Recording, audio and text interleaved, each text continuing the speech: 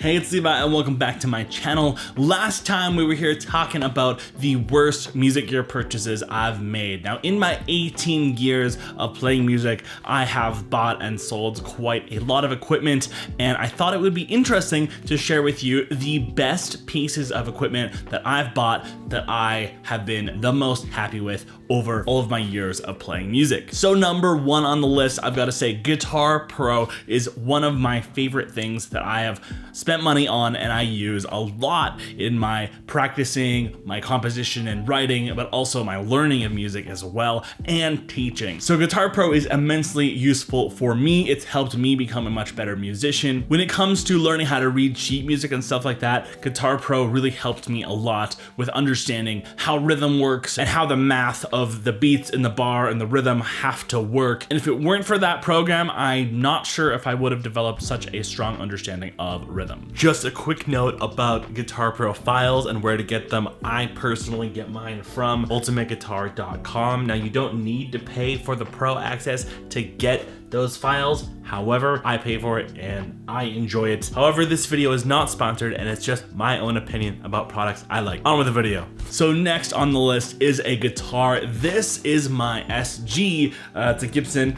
This one's kind of cool. They made it out of maple, so it's got a maple fretboard, maple neck, maple body. It's kind of a limited kind of run they were doing in like 2009. They might have done 2010. Regardless, it was a cool guitar. Basically, I walked into the shop, I saw it, and I was like, that is dope. I like that. Played it, and it was just like immediate. I just knew this is the one for me.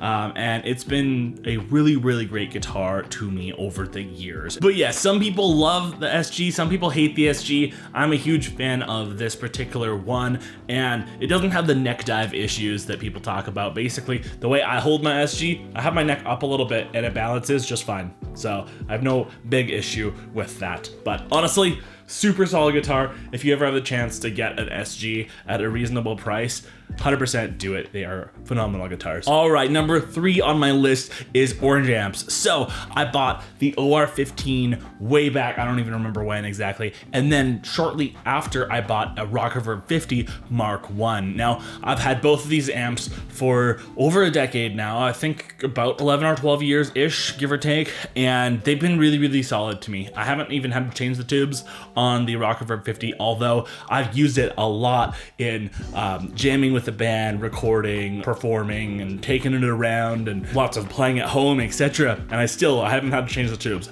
Maybe it might benefit from it, but honestly, it's been really solid, great workhorse amp. For this one, I think I got a solid 9 or 10 years out of the power tubes before I had to replace them. But honestly, both of them are sounding really, really good. And although tube amps are a little bit of a headache, like you have to pay for tubes and stuff, and servicing can be annoying, I would say that these tube amps are worth every penny. Ultimately, it's nice to be able to buy something and have it appreciate in value over the years that you own it. So yeah, 10 out of 10, I definitely would buy orange amps again if I had the choice. Number 4 is the Mesa oversized 412 rectifier cabinet. Now, I was lucky enough quite a few years ago to find one used for $450. It was pretty beat up, but it was really good. It had like early 2000 speakers, so it had that kind of optimal era that people talk about. I actually sold it so I could fund a camera lens, which the camera lens was important for me to continue moving forward in photography and video making, and I even use it on this channel here for B-roll and stuff, but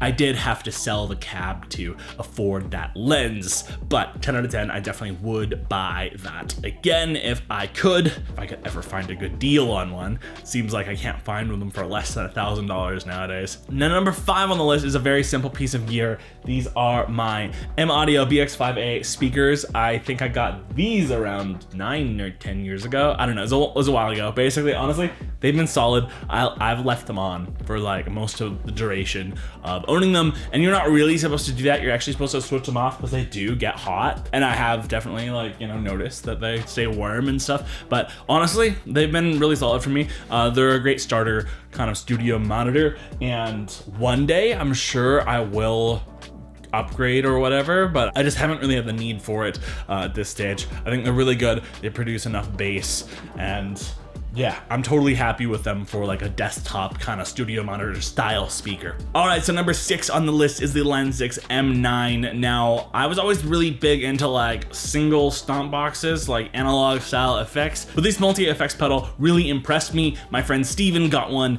and he was kind of showing me all the crazy cool things it can do, and so it wasn't long after until I bought my own. Now, this was like 2014, 2015. Now, you can still find these Line 6 M9 pedals for pretty cheap. The modern kind of version of that, I believe, is Line 6 HX Stomp, which is also a really cool kind of thing. Gives you a bunch of stomp box effects, but at the same time, it's newer, it's probably better, and it costs more money. So if you ever see a Line 6 M9 for sale, I recommend that. You should definitely pick one of those up. All right, number 7 on my list is my Fender Highway 1 Strat. All right, so this is the guitar here, and honestly, it is a phenomenal guitar. It's got a nitrocellulose lacquer, which I really enjoy. It just looks and feels a little bit different than your standard kind of poly finish, which with that, it does kind of wear down a little bit easier too. It marks up super easily, so I don't even like having a ring on when I'm holding this guitar because it just kind of clanks against it. I think I was able to score it for like